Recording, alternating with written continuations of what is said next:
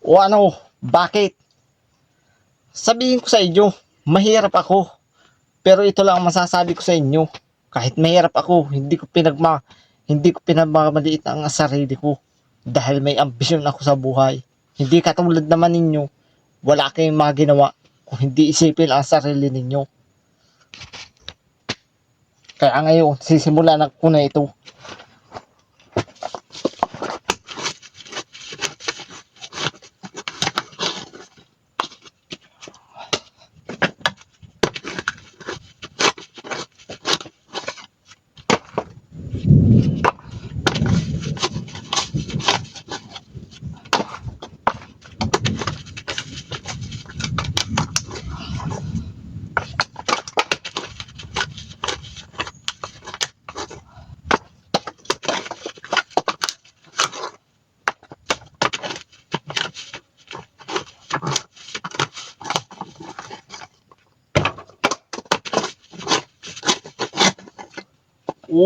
Kahit mahirap, natatapos kapag ginagawa.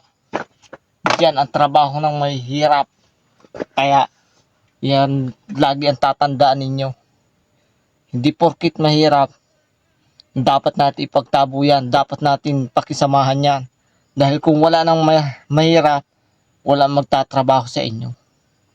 Tandaan nyo yan. Ha?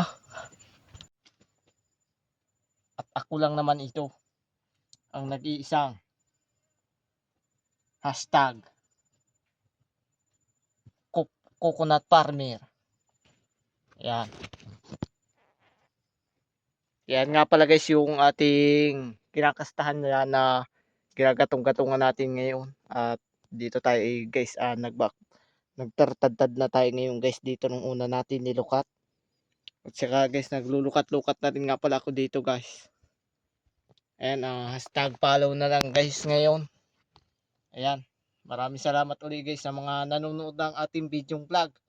Shoutout sa inyo dyan sa mga taga Pag-asa. Ayan, shoutout ulit.